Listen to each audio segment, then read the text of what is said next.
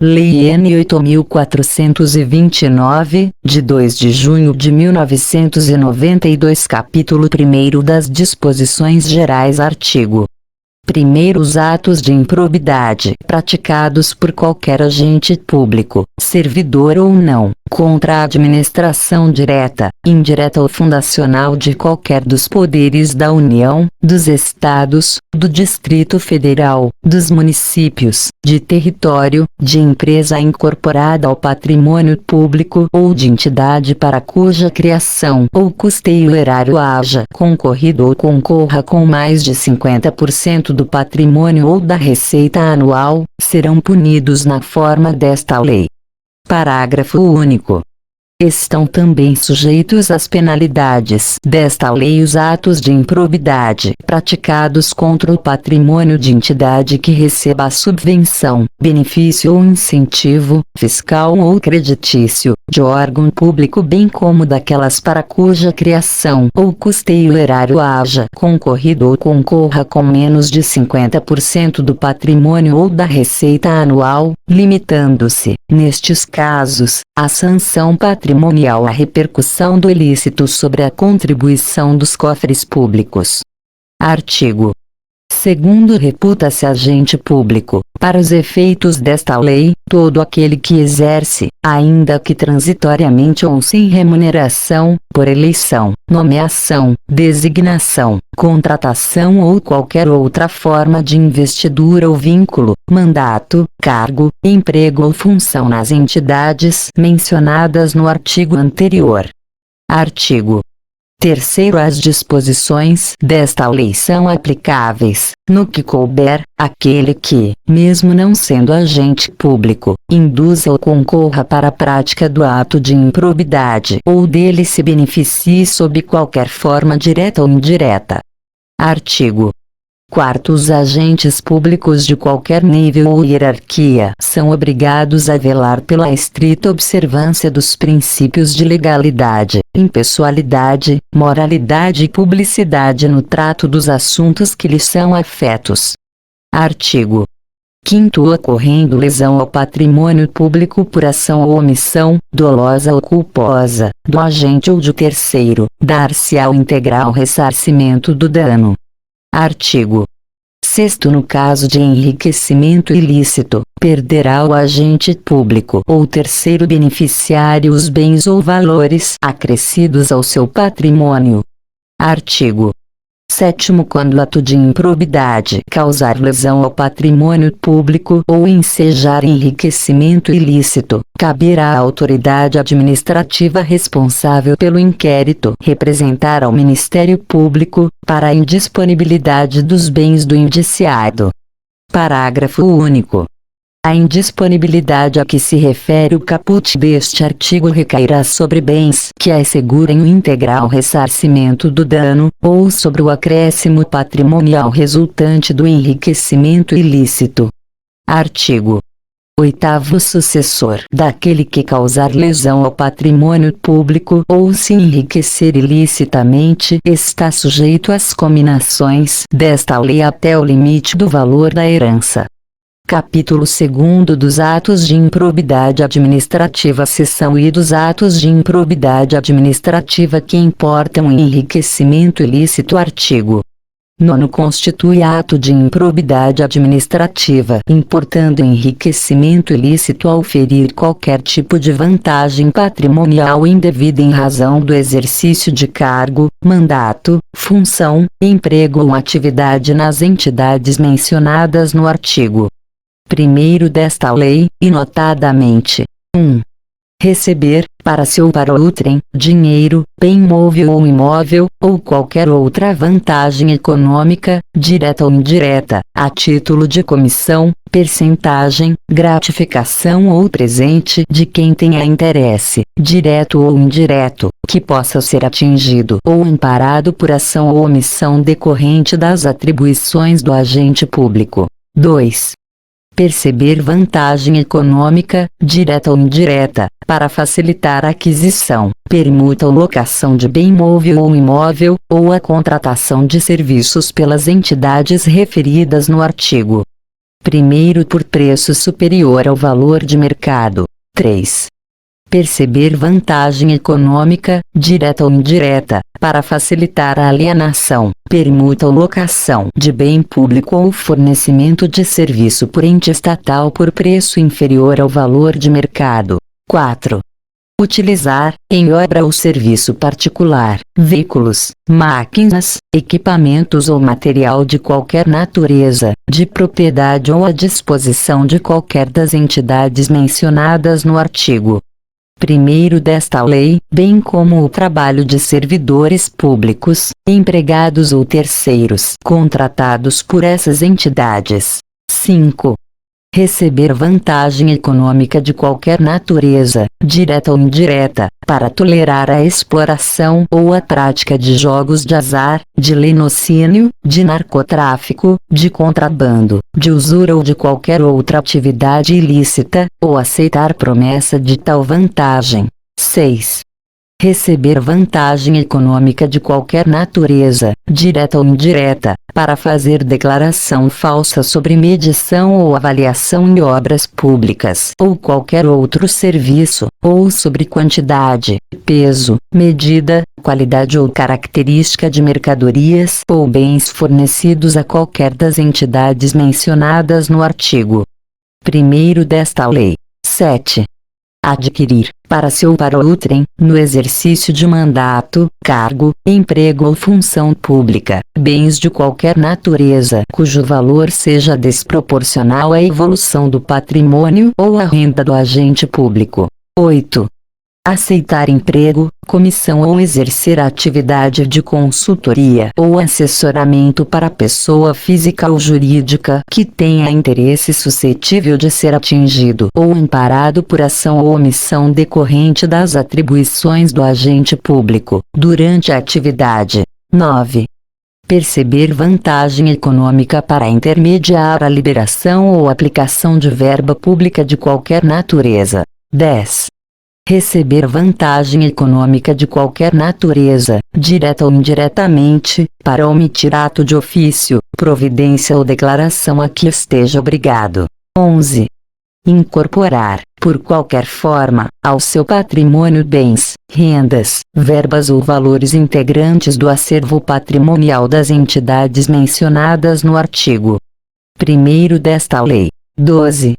Usar, em proveito próprio, bens, rendas, verbas ou valores integrantes do acervo patrimonial das entidades mencionadas no artigo 1º desta lei. Seção I dos atos de improbidade administrativa que causam prejuízo ao erário. Artigo 10. Constitui ato de improbidade administrativa que causa lesão ao erário qualquer ação ou omissão, dolosa ou culposa, que enseje perda patrimonial, desvio, apropriação, malbaratamento ou dilapidação dos bens ou haveres das entidades referidas no artigo 1º desta lei, e notadamente: 1. Facilitar ou concorrer por qualquer forma para a incorporação ao patrimônio particular, de pessoa física ou jurídica, de bens, rendas, verbas ou valores integrantes do acervo patrimonial das entidades mencionadas no artigo 1º desta lei. 2. Permitir ou concorrer para que pessoa física ou jurídica privada utilize bens, rendas, verbas ou valores integrantes do acervo patrimonial das entidades mencionadas no artigo 1º desta lei, sem a observância das formalidades legais ou regulamentares aplicáveis à espécie. 3. Doar à pessoa física ou jurídica bem como ao ente despersonalizado, ainda que de fins educativos ou assistências, bens, rendas, verbas ou valores do patrimônio de qualquer das entidades mencionadas no artigo 1º desta lei, sem observância das formalidades legais e regulamentares aplicáveis à espécie. 4.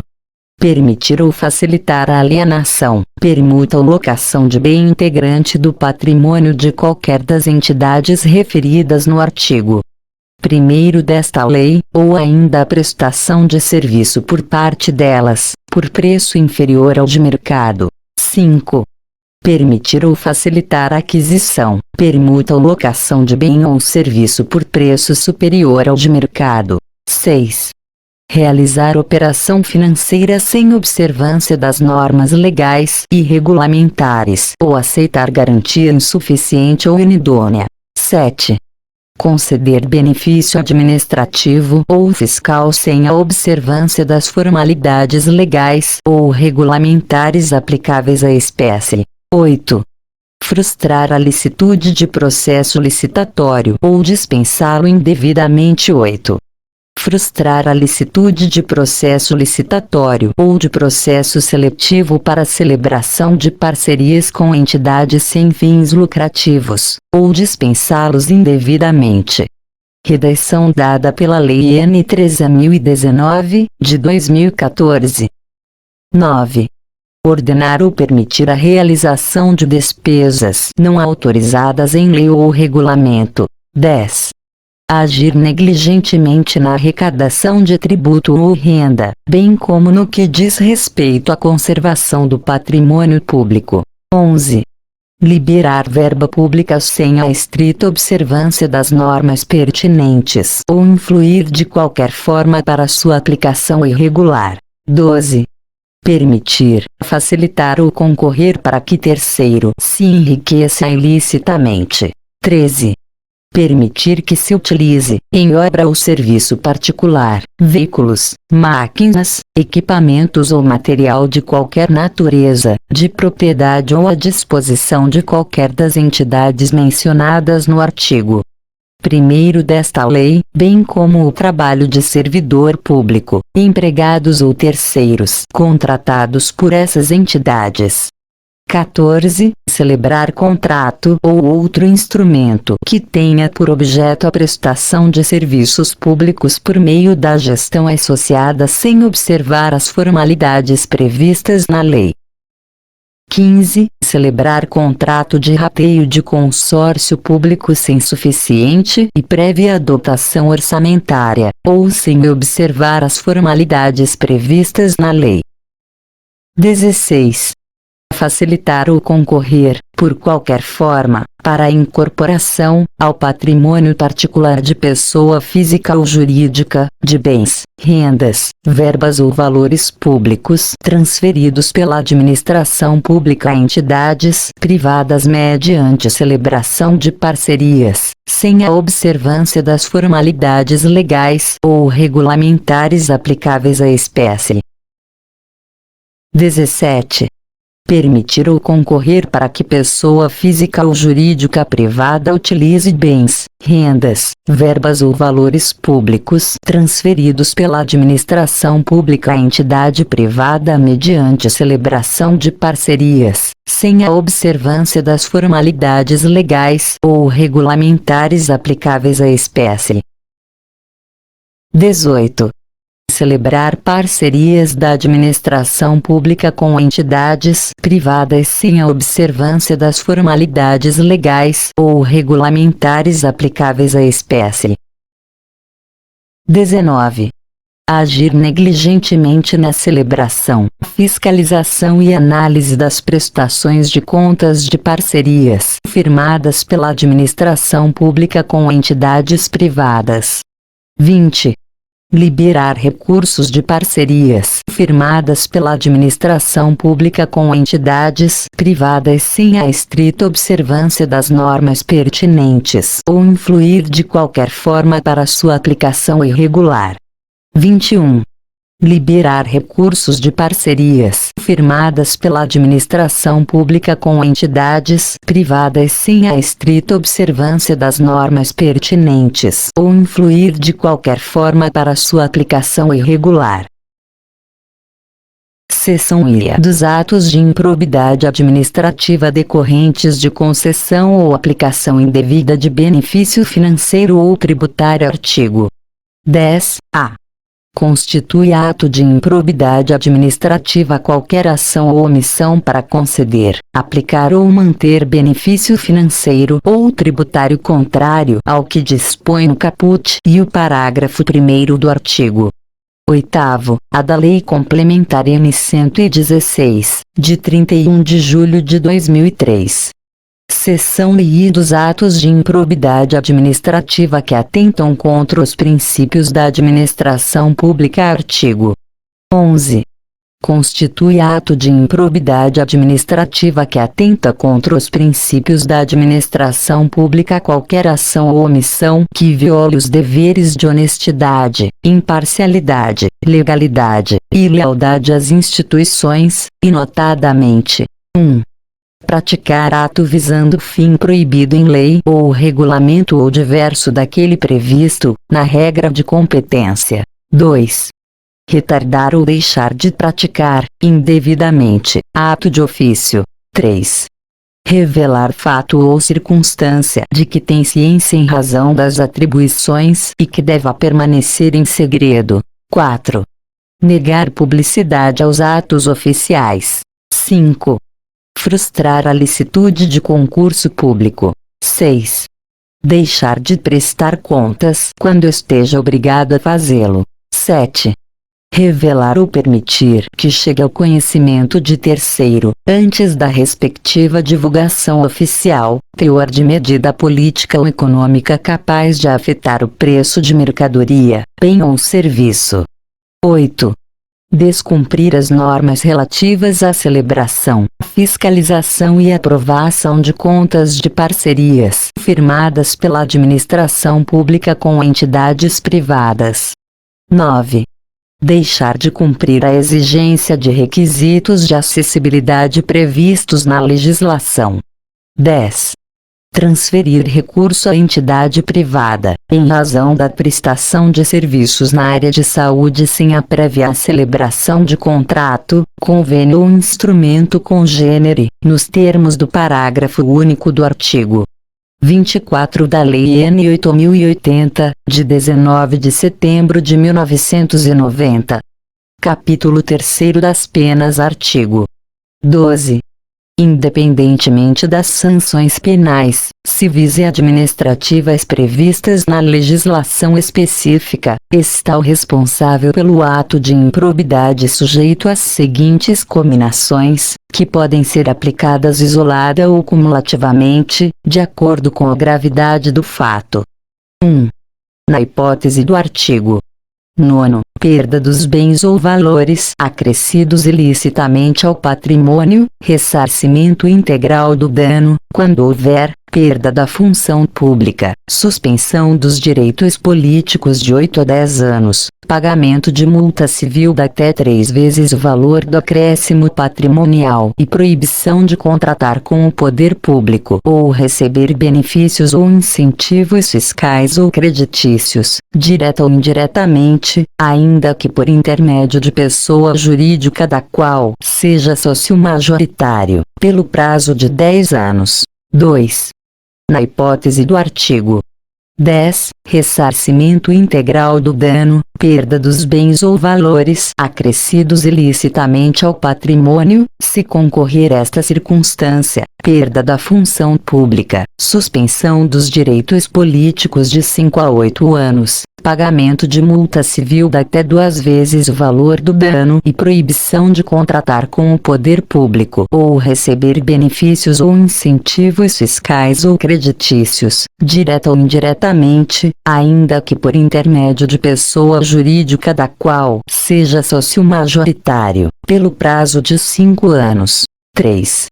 Na hipótese do artigo 11, ressarcimento integral do dano, se houver perda da função pública, suspensão dos direitos políticos de 3 a 5 anos, pagamento de multa civil de até 100 vezes o valor da remuneração percebida pelo agente e proibição de contratar com o poder público ou receber benefícios ou incentivos fiscais ou creditícios, direta ou indiretamente, ainda que por intermédio de pessoa jurídica da qual seja sócio majoritário, pelo prazo de 3 anos.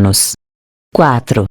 Na hipótese prevista no artigo 10. A perda da função pública, suspensão dos direitos políticos de 5 a 8 anos e multa civil de até 3 vezes o valor do benefício financeiro ou tributário concedido. Parágrafo único. Na fixação das penas previstas nesta lei, o juiz levará em conta a extensão do dano causado, assim como o proveito patrimonial obtido pelo agente. Capítulo 4 da Declaração de Bens, artigo 13. A posse e o exercício de agente público ficam condicionados à apresentação de declaração dos bens e valores que compõem no seu patrimônio privado, a fim de ser arquivada no serviço de pessoal competente. Parágrafo 1º. A declaração compreenderá imóveis, móveis, semoventes, dinheiro, títulos, ações, e qualquer outra espécie de bens e valores patrimoniais, localizado no país ou no exterior, e, quando for o caso, abrangerá os bens e valores patrimoniais do cônjuge ou companheiro, dos filhos e de outras pessoas que vivam sob a dependência econômica do declarante, excluídos apenas os objetos e utensílios de uso doméstico. Parágrafo 2º. A declaração de bens será anualmente atualizada e na data em que o agente público deixar o exercício do mandato, cargo, emprego ou função. Parágrafo 3º. Será punido com a pena de demissão, a bem do serviço público, sem prejuízo de outras sanções cabíveis, o agente público que se recusar a prestar declaração dos bens, dentro do prazo determinado, ou que a prestar falsa. Parágrafo 4º. O declarante, a seu critério, poderá entregar cópia da declaração anual de bens apresentada à Delegacia da Receita Federal na conformidade da legislação do Imposto sobre a Renda e proventos de qualquer natureza, com as necessárias atualizações, para suprir a exigência contida no caput e no parágrafo 2º deste artigo. Capítulo 5 do Procedimento Administrativo e do Processo Judicial. Artigo 14. Qualquer pessoa poderá representar a autoridade administrativa competente para que seja instaurada a investigação destinada a apurar a prática de ato de improbidade. Parágrafo 1º. A representação, que será escrita ou reduzida a termo e assinada, conterá a qualificação do representante, as informações sobre o fato e sua autoria e a indicação das provas de que tenha conhecimento. Parágrafo 2º. A autoridade administrativa rejeitará a representação, em despacho fundamentado, se esta não contiver as formalidades estabelecidas no parágrafo 1º deste artigo. A rejeição não impede a representação ao Ministério Público, nos termos do artigo 22 desta lei. Parágrafo 3º. Atendidos os requisitos da representação, a autoridade determinará a imediata apuração dos fatos que, em se tratando de servidores federais, será processada na forma prevista nos artigos 148 a 182 da Lei N. 8.112, de 11 de dezembro de 1990 e, em se tratando de servidor militar, de acordo com os respectivos regulamentos disciplinares. Artigo 15. A comissão processante dará conhecimento ao Ministério Público, ao Tribunal ou Conselho de Contas da existência de procedimento administrativo para apurar a prática de ato de improbidade. Parágrafo único. O Ministério Público ou Tribunal ou Conselho de Contas poderá, a requerimento, designar representante para acompanhar o procedimento administrativo. Artigo 16. Havendo fundados indícios de responsabilidade, a comissão representará o Ministério Público ou a Procuradoria do órgão para que requeira ao juízo competente a decretação do sequestro dos bens do agente ou terceiro que tenha enriquecido ilicitamente ou causado dano ao patrimônio público. Parágrafo 1º. O pedido de sequestro será processado de acordo com o disposto nos artigos 822 e 825 do Código de Processo Civil. Parágrafo 2º. Quando for o caso, o pedido incluirá a investigação, o exame ou bloqueio de bens, contas bancárias e aplicações financeiras mantidas pelo indiciado no exterior, nos termos da lei e dos tratados internacionais. Artigo 17. A ação principal, que terá o rito ordinário, será proposta pelo Ministério Público ou pela pessoa jurídica interessada, dentro de 30 dias da efetivação da medida cautelar. Parágrafo 1º. As ações de que trata este artigo admitem a celebração de acordo de não persecução civil, nos termos desta lei. Parágrafo 2º. A Fazenda Pública, quando for o caso, promoverá as ações necessárias à complementação do ressarcimento do patrimônio público. Parágrafo 3º. No caso de a ação principal ter sido proposta pelo Ministério Público, aplica-se, no que couber, o disposto no parágrafo 13 do artigo 6 da Lei nº 4.717, de 29 de junho de 1965. Parágrafo 4º. O Ministério Público, se não intervir no processo como parte, atuará obrigatoriamente, como fiscal da lei, sob pena de nulidade. Parágrafo 5º. A propositura da ação prevenirá a jurisdição do juízo para todas as ações posteriormente intentadas que possuam a mesma causa de pedir ou o mesmo objeto. Parágrafo 6º. A ação será instruída com documentos ou justificação que contenham indícios suficientes da existência do ato de improbidade ou com razões fundamentadas da impossibilidade de apresentação de qualquer dessas provas, observada a legislação vigente, inclusive as disposições inscritas nos artigos 16 a 18 do Código de Processo Civil. Parágrafo 7º. Estando a inicial em devida forma, o juiz mandará autuá-la e ordenará a notificação do requerido, para oferecer manifestação por escrito, que poderá ser instruída com documentos e justificações, dentro do prazo de 15 dias. Parágrafo 8º. Recebida a manifestação, o juiz, no prazo de 30 dias, em decisão fundamentada, rejeitará a ação, se convencido de inexistência do ato de improbidade, da improcedência da ação ou de inadequação da via eleita. Parágrafo 9º. Recebida a petição inicial, será o réu citado para apresentar contestação. Parágrafo 10º. Da decisão que receber a petição inicial, caberá agravo de instrumento. Parágrafo 10-A. Havendo a possibilidade de solução consensual, poderão as partes requerer ao juiz a interrupção do prazo para contestação, por prazo não superior a 90 dias. Parágrafo 11. Em qualquer fase do processo, reconhecida a inadequação da ação de improbidade, o juiz extinguirá o processo sem julgamento do mérito. Parágrafo 12. Aplica-se aos depoimentos ou inquirições realizadas nos processos regidos por esta lei o disposto no artigo 221, caput parágrafo 1 do Código de Processo Penal. Parágrafo 13.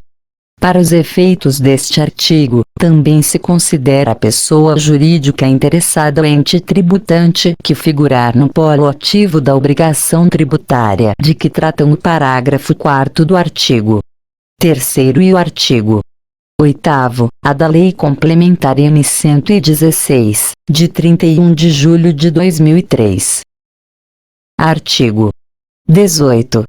A sentença que julgar procedente ação civil de reparação de dano ou decretar a perda dos bens havidos ilicitamente determinará o pagamento ou a reversão dos bens, conforme o caso, em favor da pessoa jurídica prejudicada pelo ilícito. Capítulo 6º das Disposições Penais. Artigo 19. Constitui crime a representação por ato de improbidade contra agente público ou terceiro beneficiário, quando o autor da denúncia o sabe inocente. Pena: detenção de 6 a 10 meses e multa. Parágrafo único. Além da sanção penal, o denunciante está sujeito a indenizar o denunciado pelos danos materiais, morais ou à imagem que houver provocado. Artigo 20. A perda da função pública e a suspensão dos direitos políticos só se efetivam com o trânsito em julgado da sentença condenatória. Parágrafo único.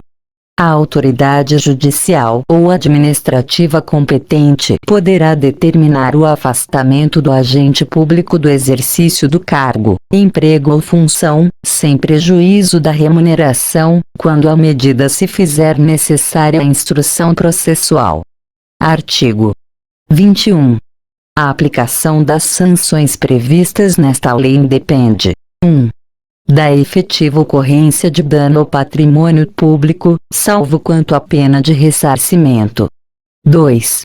Da aprovação ou rejeição das contas pelo órgão de controle interno ou pelo Tribunal ou Conselho de Contas. Artigo 22. Para apurar qualquer ilícito previsto nesta lei, o Ministério Público, de ofício, a requerimento de autoridade administrativa ou mediante representação formulada de acordo com o disposto no artigo 14, poderá requisitar a instauração de inquérito policial ou procedimento administrativo. Capítulo 7º da prescrição. Artigo 23. As ações destinadas a levar a efeitos as sanções previstas nesta lei podem ser propostas: 1. Até 5 anos após o término do exercício de mandato, de cargo em comissão ou de função de confiança. 2. Dentro do prazo prescricional previsto em lei específica para faltas disciplinares puníveis com demissão a bem do serviço público, nos casos de exercício de cargo efetivo ou emprego. 3. Até 5 anos da data da apresentação à administração pública da prestação de contas final pelas entidades referidas no parágrafo único do artigo 1 desta lei. Lei 10.261 de 1968. Artigo 239. É assegurado a qualquer pessoa, física ou jurídica, independentemente de pagamento, o direito de petição contra ilegalidade ou abuso de poder e para a defesa de direitos. Parágrafo 1º. Qualquer pessoa poderá reclamar sobre abuso, erro, omissão ou conduta incompatível no serviço público. Parágrafo 2º. Em nenhuma hipótese, a administração poderá recusar-se a protocolar, encaminhar ou apreciar a petição, sob pena de responsabilidade do agente. Artigo 240. Ao servidor é assegurado o direito de requerer ou representar, bem como, nos termos desta lei complementar, pedir reconsideração e recorrer de decisões, no prazo de 30 dias, salvo previsão legal específica. Título 6º dos deveres, das proibições e das responsabilidades. Capítulo 1º dos deveres e das proibições. Seção I dos deveres. Artigo 241. São deveres do funcionário: 1. Ser assíduo e pontual. 2. Cumprir as ordens superiores, representando quando forem manifestamente ilegais. 3. Desempenhar com zelo e presteza os trabalhos de que for incumbido. 4. Guardar sigilo sobre os assuntos da repartição e, especialmente, sobre os despachos, decisões ou providências. 5. Representar aos superiores sobre todas as irregularidades de que tiver conhecimento no exercício de suas funções. 6. Tratar com urbanidade as pessoas. 7. Residir no local onde exerce o cargo ou, onde autorizado. 8. Providenciar para que esteja sempre em ordem, no assentamento individual, a sua declaração de família. 9. Zelar pela economia do material do Estado e pela conservação do que for confiado à sua guarda ou utilização. 10. Apresentar, se convenientemente trajado em serviço ou com uniforme determinado, quando for o caso. 11. Atender prontamente, com preferência sobre qualquer outro serviço, as requisições de papéis, documentos, informações ou providências que lhe forem feitas pelas autoridades judiciárias ou administrativas, para a defesa do Estado, em juízo. 12. Cooperar e manter espírito de solidariedade com os companheiros de trabalho. X3. Estar em dia com as leis, regulamentos, regimentos, instruções e ordens de serviço que digam respeito às suas funções. E X4. Proceder na vida pública e privada na forma que dignifique a função pública. Seção I das proibições. Artigo 242. Ao funcionário é proibido: 2. Retirar, sem prévia permissão da autoridade competente, qualquer documento ou objeto existente na repartição. 3. Entreter-se, durante as horas de trabalho, em palestras, leituras ou outras atividades estranhas ao serviço. 4. Deixar de comparecer ao serviço sem causa justificada. 5. Tratar de interesses particulares na repartição. 6. Promover manifestações de apreço ou desapreço dentro da repartição, ou tornar-se solidário com elas. 7. Exercer comércio entre os companheiros de serviço, promover ou subscrever listas de donativos dentro da repartição. E 8. Empregar material do serviço público em serviço particular. Artigo 243. É proibido ainda, ao funcionário: 1. Fazer contratos de natureza comercial e industrial com o governo, por si, ou como o representante de outrem. 2. Participar da gerência ou administração de empresas bancárias ou industriais, ou de sociedades comerciais, que mantenham relações comerciais ou administrativas com o governo do Estado, sejam por este subvencionadas ou estejam diretamente relacionadas com a finalidade da repartição ou o serviço em que esteja lotado. 3. Requerer ou promover a concessão de privilégios, garantias de juros ou outros favores semelhantes, federais, estaduais ou municipais, exceto o privilégio de invenção própria. 4. Exercer, mesmo fora das horas de trabalho, emprego ou função em empresas, estabelecimentos ou instituições que tenham relações com o governo, em matéria que se relacione com a finalidade da repartição ou o serviço em que esteja lotado. 5. Aceitar representação de Estado estrangeiro, sem autorização do Presidente da República. 6. Comerciar ou ter parte em sociedades comerciais nas condições mencionadas no item 2º deste artigo, podendo, em qualquer caso, ser acionista, cotista ou comanditário. 7. Incitar greves ou a elas aderir, ou praticar atos de sabotagem contra o serviço público. 8. Praticar usura. 9. Constituir-se procurador de partes ou servir de intermediário perante qualquer repartição pública, exceto quando se tratar de interesse de cônjuge ou parente até 2º grau. 10. Receber estipêndios de firmas fornecedoras ou de entidades fiscalizadas, no país, ou no estrangeiro, mesmo quando estiver em missão referente à compra de material ou fiscalização de qualquer natureza. 11. Valer-se de sua qualidade de funcionário para desempenhar atividade estranha às funções ou para lograr, direta ou indiretamente, qualquer proveito. E 12. Fundar sindicato de funcionários ou deles fazer parte. Parágrafo único. Não está compreendida na proibição dos itens 2º e vi deste artigo, a participação do funcionário em sociedades em que o Estado seja acionista, bem assim na direção ou gerência de cooperativas e associações de classe, ou como seu sócio.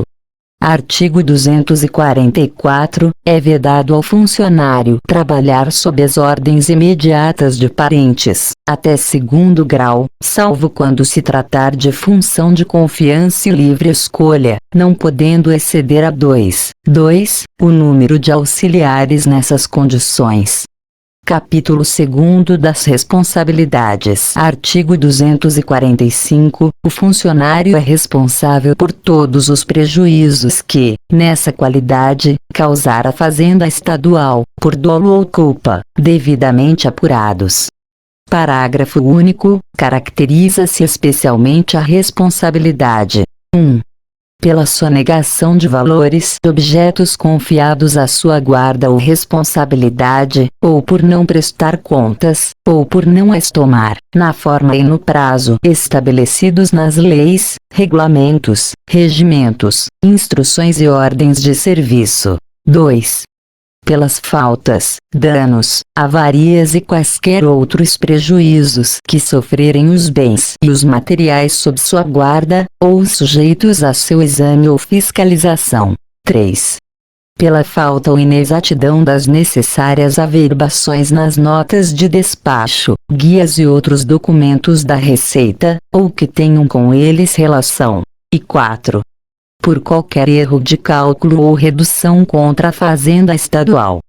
Artigo 246. O funcionário que adquirir materiais em desacordo com disposições legais e regulamentares, será responsabilizado pelo respectivo custo, sem prejuízo das penalidades disciplinares cabíveis, podendo-se proceder ao desconto no seu vencimento ou remuneração.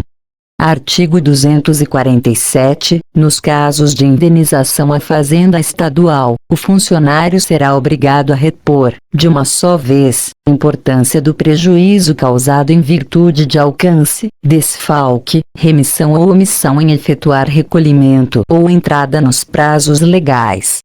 Artigo 248. Fora dos casos incluídos no artigo anterior, importância da indenização poderá ser descontada do vencimento ou remuneração não excedendo o desconto a décima parte do valor destes. Parágrafo único. No caso do item 4º do parágrafo único do artigo 245, não tendo havido má-fé, será aplicada a pena de repreensão e, na reincidência, a de suspensão. Artigo 249. Será igualmente responsabilizado o funcionário que, fora dos casos expressamente previstos nas leis, regulamentos ou regimentos, cometer a pessoas estranhas às repartições, o desempenho de encargos que lhe competirem ou aos seus subordinados. Artigo 250. A responsabilidade administrativa não exime o funcionário da responsabilidade civil ou criminal que no caso couber, nem o pagamento da indenização a que ficar obrigado, na forma dos artigos 247 e 248, o exame da pena disciplinar em que incorrer. Parágrafo 1º. A responsabilidade administrativa é independente da civil e da criminal. Parágrafo 2º. Será reintegrado ao serviço público, no cargo que ocupava e com todos os direitos e vantagens devidas, o servidor absolvido pela Justiça, mediante simples comprovação do trânsito em julgado de decisão que nega a existência de sua autoria ou do fato que deu origem à sua demissão. Parágrafo 3º. O processo administrativo só poderá ser sobrestado para guardar decisão judicial por despacho motivado da autoridade competente para aplicar a pena. Título 7º das penalidades, da extinção da punibilidade e das providências preliminares. Capítulo 1º das penalidades e de sua aplicação. Artigo 251. São penas disciplinares. 1. Repreensão. 2. Suspensão. 3. Multa. 4. Demissão. 5. Demissão a bem do serviço público. E 6. Cassação de aposentadoria ou disponibilidade. Artigo 252. Na aplicação das penas disciplinares serão consideradas a natureza e a gravidade da infração e os danos que dela provierem para o serviço público. Artigo 253. A pena de repreensão será aplicada por escrito, nos casos de indisciplina ou falta de cumprimento dos deveres. Artigo 254. A pena de suspensão, que não excederá de 90 dias, será aplicada em caso de falta grave ou de reincidência. Parágrafo 1º. O funcionário suspenso perderá todas as vantagens e direitos decorrentes do exercício do cargo. Parágrafo 2º. A autoridade que aplicar a pena de suspensão poderá converter essa penalidade em multa, na base de 50%, por dia de vencimento ou remuneração, sendo o funcionário, nesse caso, obrigado a permanecer em serviço. Artigo 255. A pena de multa será aplicada na forma e nos casos expressamente previstos em lei ou regulamento. Artigo 256. Será aplicada a pena de demissão nos casos de 1. Abandono de cargo. 2. Procedimento irregular, de natureza grave. 3. Ineficiência no serviço. 4. Aplicação indevida de dinheiros públicos, e 5. Ausência ao serviço, sem causa justificável, por mais de 45 dias, interpoladamente, durante um ano. Parágrafo 1º. Considerar-se-á abandono de cargo, o não comparecimento do funcionário por mais de 30 dias consecutivos. Parágrafo 2º. A pena de demissão por ineficiência no serviço, só será aplicada quando verificada a impossibilidade de readaptação. Artigo 257. Será aplicada a pena de demissão a bem do serviço público ao funcionário que 1. For convencido de incontinência pública e escandalosa e de vício de jogos proibidos. 2. Praticar ato definido como crime contra a administração pública, a fé pública e a fazenda estadual, ou previsto nas leis relativas à segurança e à defesa nacional. 3. Revelar segredos de que tenha conhecimento em razão do cargo, desde que o faça dolosamente e com prejuízo para o Estado ou particulares. 4. Praticar insubordinação grave. 5. Praticar, em serviço, ofensas físicas contra funcionários ou particulares, salvo sem legítima defesa. 6. Lisar o patrimônio ou os cofres públicos. 7. Receber ou solicitar propinas, comissões, presentes ou vantagens de qualquer espécie, diretamente ou por intermédio de outrem, ainda que fora de suas funções mas em razão delas. 8. Pedir, por empréstimo, dinheiro ou quaisquer valores a pessoas que tratem de interesses ou o tenham na repartição, ou estejam sujeitos à sua fiscalização. 9. Exercer a advocacia administrativa. E 10. Apresentar com dolo declaração falsa em matéria de salário-família, sem prejuízo da responsabilidade civil e de procedimento criminal, que no caso couber. 11. Praticar ato definido como crime hediondo, tortura, tráfico ilícito de entorpecentes e drogas afins e terrorismo. 12. Praticar ato definido como crime contra o sistema financeiro, ou de lavagem ou ocultação de bens, direitos ou valores. 13. Praticar ato definido em lei como de improbidade. Artigo 258. O ato que demitir o funcionário mencionará sempre a disposição legal em que se fundamenta. Artigo 259. Será aplicada a pena de cassação de aposentadoria ou disponibilidade, se ficar provado que o inativo 1. Praticou, quando em atividade, falta grave para a qual é cominada nesta lei a pena de demissão ou de demissão a bem do serviço público. 2. Aceitou ilegalmente cargo ou função pública. 3. Aceitou representação de Estado estrangeiro sem prévia autorização do Presidente da República. E 4.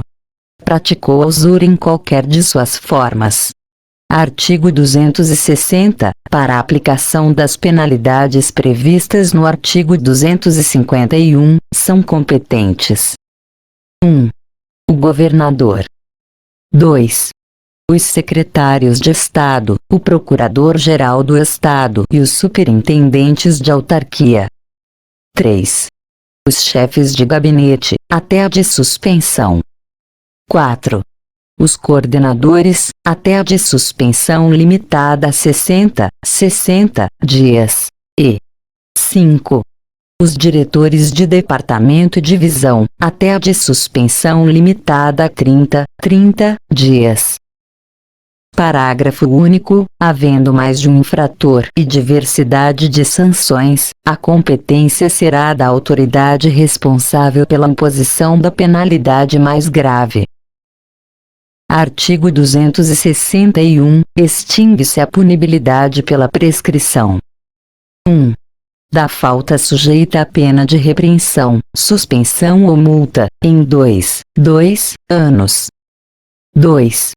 Da falta sujeita à pena de demissão a bem do serviço público e de cassação da aposentadoria ou disponibilidade, em 5 anos. 3. Da falta prevista em lei como infração penal, no prazo de prescrição em abstrato da pena criminal, se for superior a 5 anos. Parágrafo 1º. A prescrição começa a correr: 1. Do dia em que a falta for cometida. 2. Do dia em que tenha cessado a continuação ou a permanência, nas faltas continuadas ou permanentes. Parágrafo 2º. Interrompem a prescrição a portaria que instaura a sindicância e a que instaura processo administrativo. Parágrafo 3º. O lapso prescricional corresponde: 1. Na hipótese de desclassificação da infração, ao da pena efetivamente aplicada. 2. Na hipótese de mitigação ou atenuação, ao da pena em tese cabível. Parágrafo 4º. A prescrição não corre: 1. Enquanto sobrestado o processo administrativo para aguardar decisão judicial, na forma do parágrafo 3º do artigo 250. 2. Enquanto insubsistente o vínculo funcional que venha a ser restabelecido. Parágrafo 5º. Extinta a punibilidade pela prescrição, a autoridade julgadora determinará o registro do fato nos assentamentos individuais do servidor. Parágrafo 6º. A decisão que reconhecer a existência de prescrição deverá desde logo determinar, quando for o caso, as providências necessárias à apuração da responsabilidade pela sua ocorrência. Artigo 262. O funcionário que, sem justa causa, deixar de atender a qualquer exigência para cujo cumprimento seja marcado prazo certo, terá suspenso o pagamento de seu vencimento ou remuneração até que satisfaça essa exigência. Parágrafo único. Aplica-se aos aposentados ou indisponibilidade o disposto neste artigo. Artigo 263. Deverão constar do assentamento individual do funcionário todas as penas que lhe forem impostas. Capítulo 2º das providências preliminares. Artigo 264. A autoridade que, por qualquer meio, tiver conhecimento de irregularidade praticada por servidor é obrigada a adotar providências visando a sua imediata apuração, sem prejuízo das medidas urgentes que o caso exigir. Artigo 265. A autoridade realizará apuração preliminar, de natureza simplesmente investigativa, quando a infração não estiver suficientemente caracterizada ou definida a autoria. Parágrafo 1º. A apuração preliminar deverá ser concluída no prazo de 30 dias. Parágrafo 2º. Não concluída no prazo a apuração, a autoridade deverá imediatamente encaminhar ao chefe de gabinete relatório das diligências realizadas e definir o tempo necessário para o término dos trabalhos. Parágrafo 3º. Ao concluir a apuração preliminar, a autoridade deverá opinar fundamentadamente pelo arquivamento ou pela instauração de sindicância ou de processo administrativo. Artigo 266. Determinada a instauração de sindicância ou processo administrativo, ou no seu curso, havendo conveniência para a instrução ou para o serviço, poderá o chefe de gabinete, por despacho fundamentado, ordenar as seguintes providências. 1. Afastamento preventivo do servidor, quando o recomendar a moralidade administrativa ou a apuração do fato, sem prejuízo de vencimentos ou vantagens, até 180 dias, prorrogáveis uma única vez por igual período. 2. Designação do servidor acusado para o exercício de atividades exclusivamente burocráticas até decisão final do procedimento. 3. Recolhimento de carteira funcional, distintivo, armas e algemas. 4. Proibição do porte de armas. 5. Comparecimento obrigatório, em periodicidade a ser estabelecida, para tomar ciência dos atos do procedimento. Parágrafo 1º. A autoridade que determinar a instauração ou presidir sindicância ou processo administrativo poderá representar ao chefe de gabinete para propor a aplicação das medidas previstas neste artigo, bem como sua cessação ou alteração. Parágrafo 2º. O chefe de gabinete poderá, a qualquer momento, por despacho fundamentado, fazer cessar ou alterar as medidas previstas neste artigo.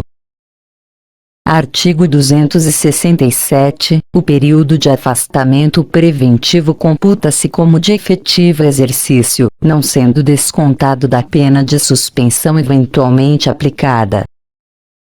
Título 8º do Procedimento Disciplinar. Capítulo 1º das Disposições Gerais. Artigo 268. A apuração das infrações será feita mediante sindicância ou processo administrativo, assegurados o contraditório e a ampla defesa. Artigo 269. Será instaurada a sindicância quando a falta disciplinar, por sua natureza, possa determinar as penas de repreensão, suspensão ou multa. Artigo 270. Será obrigatório o processo administrativo quando a falta disciplinar, por sua natureza, possa determinar as penas de demissão a bem do serviço público e de cassação de aposentadoria ou disponibilidade. Artigo 271. Os procedimentos disciplinares punitivos serão realizados pela Procuradoria-Geral do Estado e presididos por Procurador do Estado confirmado na carreira. Capítulo 2º da Sindicância. Artigo 272. São competentes para determinar a instauração de sindicância as autoridades enumeradas no artigo 260. Parágrafo único. Instaurada a sindicância, o Procurador do Estado que a presidir comunicará o fato ao órgão setorial de pessoal. Artigo 273. Aplicam-se à sindicância as regras previstas nesta lei complementar para o processo administrativo, com as seguintes modificações. 1. A autoridade sindicante e cada acusado poderão arrolar até três testemunhas. 2. A sindicância deverá estar concluída no prazo de 60 dias. 3. Com o relatório, a sindicância será enviada à autoridade competente para a decisão. Capítulo 3º do Processo Administrativo. Artigo 274. São competentes para determinar a instauração de processo administrativo as autoridades enumeradas no artigo 260, até o inciso 4º, inclusive. Artigo 275. Não poderá ser encarregado da apuração, nem atuar como secretário, amigo íntimo ou inimigo, parente consanguíneo ou afim, em linha reta ou colateral, até o 3º grau inclusive, cônjuge, companheiro ou qualquer integrante do núcleo familiar do denunciante ou do acusado, bem assim o subordinado deste.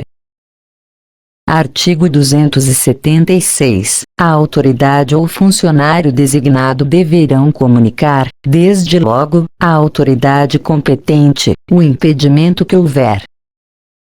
Artigo 277. O processo administrativo deverá ser instaurado por portaria, no prazo improrrogável de 8 dias do recebimento da determinação, e concluído no de 90 dias da citação do acusado.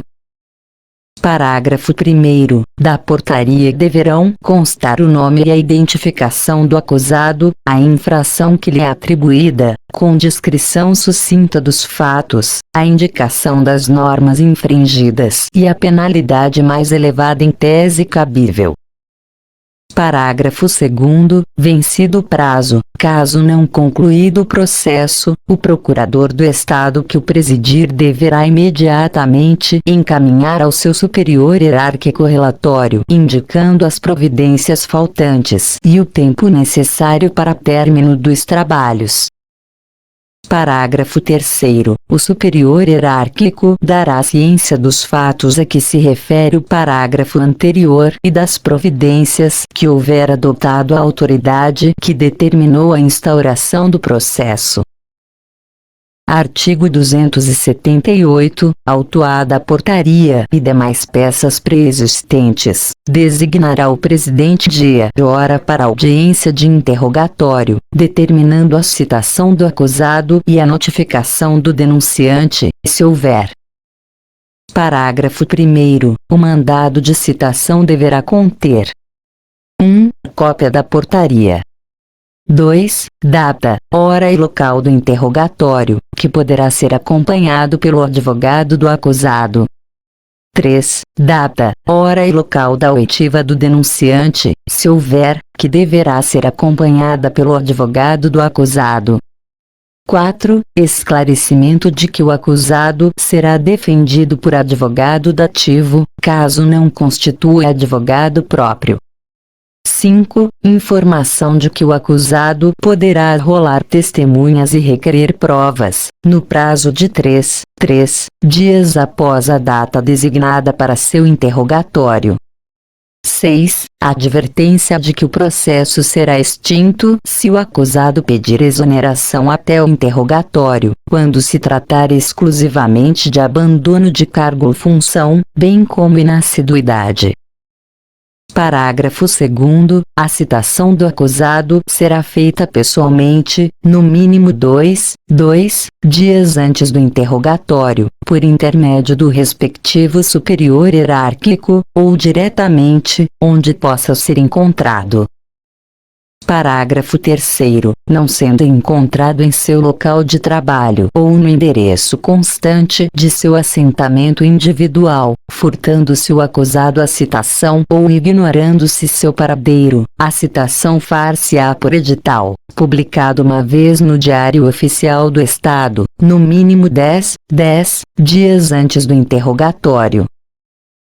Artigo 279. Havendo denunciante, este deverá prestar declarações, no interregno entre a data da citação e a fixada para o interrogatório do acusado, sendo notificado para tal fim.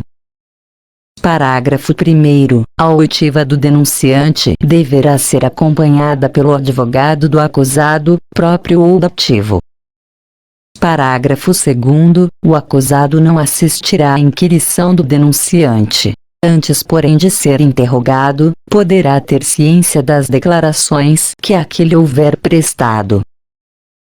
Artigo 280. Não comparecendo o acusado, será, por despacho, decretada sua revelia, prosseguindo-se nos demais atos e termos do processo. Artigo 281. Ao acusado rével será nomeado advogado dativo. Artigo 282. O acusado poderá constituir advogado que o representará em todos os atos e termos do processo. Parágrafo 1º. É faculdade do acusado tomar ciência ou assistir aos atos e termos do processo, não sendo obrigatória qualquer notificação. Parágrafo 2º. O advogado será intimado por publicação no Diário Oficial do Estado, de que conste seu nome e número de inscrição na Ordem dos Advogados do Brasil, bem como os dados necessários à identificação do procedimento. Parágrafo 3º. Não tendo o acusado recursos financeiros ou negando-se a constituir advogado, o presidente nomeará advogado dativo. Parágrafo 4º. O acusado poderá, a qualquer tempo, constituir advogado para prosseguir na sua defesa. Artigo 283. Comparecendo ou não o acusado ao interrogatório, inicia-se o prazo de 3 dias para requerer a produção de provas, ou apresentá-las. Parágrafo 1º. O presidente e cada acusado poderão arrolar até 5 testemunhas. Parágrafo 2º. A prova de antecedentes do acusado será feita exclusivamente por documentos, até as alegações finais. Parágrafo 3º. Até a data do interrogatório, será designada a audiência de instrução. Artigo 284. Na audiência de instrução, serão ouvidas, pela ordem, as testemunhas arroladas pelo presidente e pelo acusado. Parágrafo único. Tratando-se de servidor público, seu comparecimento poderá ser solicitado ao respectivo superior imediato com as indicações necessárias. Artigo 285. A testemunha não poderá eximir-se de depor, salvo se for ascendente, descendente, cônjuge, ainda que legalmente separado, companheiro, irmão, sogro e cunhado, pai, mãe ou filho adotivo do acusado, exceto quando não for possível, por outro modo, obter-se ou integrar-se à prova do fato e de suas circunstâncias. Parágrafo 1º. Se o parentesco das pessoas referidas for com o denunciante, ficam elas proibidas de depor, observada a exceção deste artigo. Parágrafo 2º. Ao servidor que se recusar a depor, sem justa causa, será pela autoridade competente adotada a providência a que se refere o artigo 262, mediante comunicação do presidente. Parágrafo 3º. O servidor que tiver de depor como testemunha fora da sede de seu exercício, terá direito a transporte e diárias na forma da legislação em vigor, podendo ainda expedir-se precatória para esse efeito à autoridade do domicílio do depoente. Parágrafo 4º. São proibidas de depor as pessoas que, em razão de função, ministério, ofício ou profissão, devam guardar segredo, salvo-se, desobrigadas pela parte interessada, quiserem dar o seu testemunho. Artigo 286. A testemunha que morar em comarca diversa poderá ser inquirida pela autoridade do lugar de sua residência, expedindo-se, para esse fim, carta precatória, com prazo razoável, intimada à defesa. Parágrafo 1º. Deverá constar da precatória a síntese da imputação e os esclarecimentos pretendidos, bem como a advertência sobre a necessidade da presença de advogado. Parágrafo 2º. A expedição da precatória não suspenderá a instrução do procedimento. Parágrafo 3º. Fim do prazo marcado, o procedimento poderá prosseguir até final decisão. A todo tempo, a precatória, uma vez devolvida, será juntada aos autos. Artigo 287. As testemunhas arroladas pelo acusado comparecerão à audiência designada independente de notificação. Parágrafo 1º. Deverá ser notificada a testemunha cujo depoimento for relevante e que não comparecer espontaneamente. Parágrafo 2º. Se a testemunha não for localizada, a defesa poderá substituí-la, se quiser, levando na mesma data designada para a audiência outra testemunha, independente de notificação. Artigo 288. Em qualquer fase do processo, poderá o presidente, de ofício ou a requerimento da defesa, ordenar diligências que entenda convenientes. Parágrafo 1º. As informações necessárias à instrução do processo serão solicitadas diretamente, sem observância de vinculação hierárquica, mediante ofício, do qual cópia será juntada aos autos. Parágrafo 2º. Sendo necessário o concurso de técnicos ou peritos oficiais, o presidente os requisitará, observados os impedimentos do artigo 275. Artigo 289. Durante a instrução, os autos do procedimento administrativo permanecerão na repartição competente. Parágrafo 1º. Será concedida vista dos autos ao acusado, mediante simples solicitação, sempre que não prejudicar o curso do procedimento. Parágrafo 2º. A concessão de vista será obrigatória, no prazo para manifestação do acusado ou para apresentação de recursos, mediante publicação no Diário Oficial do Estado.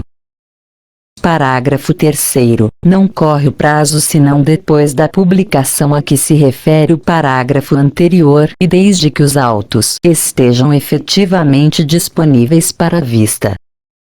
Parágrafo 4º. Ao advogado é assegurado o direito de retirar os autos da repartição, mediante recibo, durante o prazo para manifestação de seu representado, salvo na hipótese de prazo comum, de processo sob regime de segredo de justiça ou quando existirem nos autos documentos originais de difícil restauração ou ocorrer circunstância relevante que justifique a permanência dos autos na repartição, reconhecida pela autoridade em despacho motivado.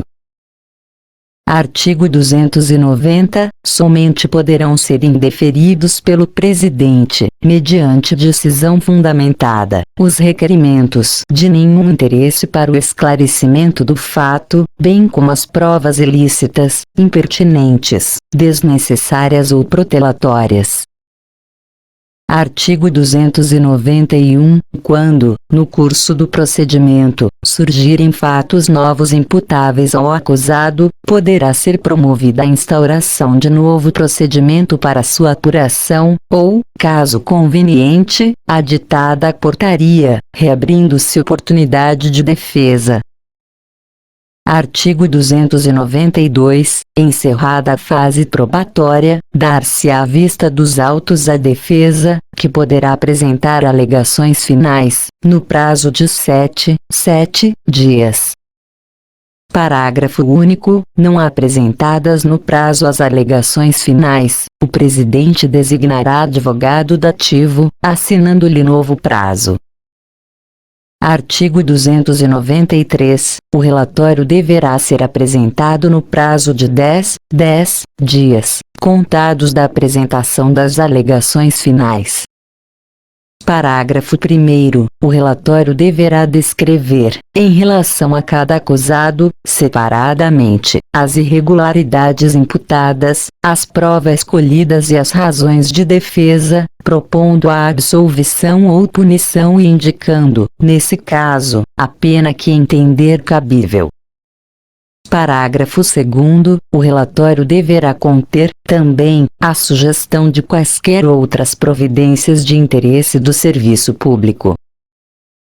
Artigo 294. Relatado, o processo será encaminhado à autoridade que determinou sua instauração. Artigo 295. Recebendo o processo relatado, a autoridade que houver determinado sua instauração deverá, no prazo de 20 dias, proferir o julgamento ou determinar a realização de diligência, sempre que necessária ao esclarecimento de fatos. Artigo 296. Determinada a diligência, a autoridade encarregada do processo administrativo terá prazo de 15 dias para seu cumprimento, abrindo vista à defesa para manifestar-se em 5 dias. Artigo 297. Quando escaparem à sua alçada as penalidades e providências que lhe parecerem cabíveis, a autoridade que determinou a instauração do processo administrativo deverá propô-las, justificadamente, dentro do prazo para julgamento, à autoridade competente. Artigo 298. A autoridade que proferir decisão determinará os atos dela decorrentes e as providências necessárias à sua execução. Artigo 299. As decisões serão sempre publicadas no Diário Oficial do Estado, dentro do prazo de 8 dias, bem como averbadas no Registro Funcional do Servidor. Artigo 300. Terão forma processual resumida, quando possível, todos os termos lavrados pelo secretário, quais sejam: autuação, juntada, conclusão, intimação, data de recebimento, bem como certidões e compromissos. Parágrafo 1º. Toda e qualquer juntada aos autos se fará na ordem cronológica da apresentação, rubricando o presidente as folhas acrescidas. Parágrafo 2º. Todos os atos ou decisões, cujo original não conste do processo, nele deverão figurar por cópia. Artigo 301. Constará sempre dos autos da sindicância ou do processo a folha de serviço do indiciado. Artigo 302. Quando ao funcionário se imputar crime, praticado na esfera administrativa, a autoridade que determinou a instauração do processo administrativo providenciará para que se instaure, simultaneamente, o inquérito policial. Parágrafo único. Quando se tratar de crime praticado fora da esfera administrativa, a autoridade policial dará ciência dele à autoridade administrativa. Artigo 303. As autoridades responsáveis pela condução do processo administrativo e do inquérito policial se auxiliarão para que os mesmos se concluam dentro dos prazos respectivos. Artigo 304. Quando o ato atribuído ao funcionário for considerado criminoso, serão remetidas à autoridade competente cópias autenticadas das peças essenciais do processo. Artigo 305. Não será declarada a nulidade de nenhum ato processual que não houver influído na apuração da verdade substancial ou diretamente na decisão do processo ou sindicância. Artigo 306. É defesa fornecer à imprensa ou a outros meios de divulgação notas sobre os atos processuais, salvo no interesse da administração, a juízo do secretário de Estado ou do Procurador-Geral do Estado. Artigo 307. Decorridos 5 anos de efetivo exercício, contados do cumprimento da sanção disciplinar, sem cometimento de nova infração, não mais poderá aquela ser considerada em prejuízo do infrator, inclusive para efeito de reincidência. Parágrafo único. A demissão e a demissão a bem do serviço público acarretam a incompatibilidade para nova investidura em cargo, função ou emprego público, pelo prazo de 5 e 10 anos, respectivamente. Capítulo 4 do processo por abandono do cargo ou função e por inassiduidade. Artigo 308. Verificada a ocorrência de faltas ao serviço que caracterizem abandono de cargo ou função, bem como inassiduidade, o superior imediato comunicará o fato à autoridade competente para determinar a instauração de processo disciplinar, instruindo a representação com cópia da ficha funcional do servidor e atestados de frequência. Artigo 309. Não será instaurado processo para apurar abandono de cargo ou função, bem como inassiduidade, se o servidor tiver pedido exoneração. Artigo 310. Extingue-se o processo instaurado exclusivamente para apurar abandono de cargo ou função, bem como inassiduidade, se o indiciado pedir exoneração até a data designada para o interrogatório, ou por ocasião deste.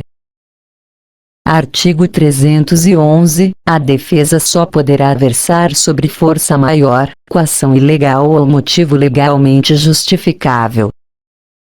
Capítulo 5 dos recursos. Artigo 312. Caberá recurso, por uma única vez, da decisão que aplicar penalidade. Parágrafo 1º. O prazo para recorrer é de 30 dias, contados da publicação da decisão impugnada no Diário Oficial do Estado ou da intimação pessoal do servidor, quando for o caso. Parágrafo 2º. Do recurso deverá constar, além do nome e qualificação do recorrente, a exposição das razões de inconformismo. Parágrafo 3º. O recurso será apresentado à autoridade que aplicou a pena, que terá o prazo de 10 dias para, motivadamente, manter sua decisão ou reformá-la. Parágrafo 4º. Mantida a decisão, ou reformada parcialmente, será imediatamente encaminhada a reexame pelo superior hierárquico. Parágrafo 5º. O recurso será apreciado pela autoridade competente ainda que incorretamente denominado ou endereçado. Artigo 313. Caberá pedido de reconsideração, que não poderá ser renovado, de decisão tomada pelo governador do Estado em única instância, no prazo de 30 dias. Artigo 314. Os recursos de que trata esta lei complementar não têm efeito suspensivo. Os que forem providos darão lugar às retificações necessárias, retroagindo seus efeitos à data do ato punitivo. Capítulo 6 da revisão. Artigo 315. Admitir-se-á, a qualquer tempo, a revisão de punição disciplinar de que não caiba mais recurso, se surgirem fatos ou circunstâncias ainda não apreciados, ou vícios insanáveis de procedimento, que possam justificar redução ou anulação da pena aplicada. Parágrafo 1º. A simples alegação da injustiça da decisão não constitui fundamento do pedido. Parágrafo 2º. Não será admitida reiteração de pedido pelo mesmo fundamento.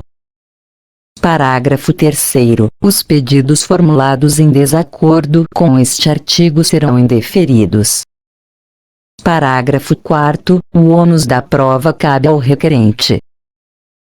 Artigo 316. A pena imposta não poderá ser agravada pela revisão. Artigo 317. A instauração de processo revisional poderá ser requerida fundamentadamente pelo interessado ou, se falecido ou incapaz, por seu curador, cônjuge, companheiro, ascendente, descendente ou irmão, sempre por intermédio de advogado. Parágrafo único. O pedido será instruído com as provas que o requerente possuir ou com indicação daquelas que pretenda produzir. Artigo 318. A autoridade que aplicou a penalidade, ou que a tiver confirmado em grau de recurso, será competente para o exame da admissibilidade do pedido de revisão, bem como, caso deferido o processamento, para a sua decisão final. Artigo 319. Deferido o processamento da revisão, será este realizado por procurador de Estado que não tenha funcionado no procedimento disciplinar de que resultou a punição do requerente. Artigo 320. Recebido o pedido, o presidente providenciará o apensamento dos autos originais e notificará ao requerente para, no prazo de 8 dias, oferecer rol de testemunhas, ou requerer outras provas que pretenda produzir. Parágrafo único. No processamento da revisão serão observadas as normas previstas nesta lei complementar para o processo administrativo. Artigo 321. A decisão que julgar procedente a revisão poderá alterar a classificação da infração, absolver o punido, modificar a pena ou anular o processo, restabelecendo os direitos atingidos pela decisão reformada. Disposições finais. Artigo 322. O dia 28 de outubro será consagrado ao funcionário público estadual. Artigo 323. Os prazos previstos neste estatuto serão todos contados por dias corridos.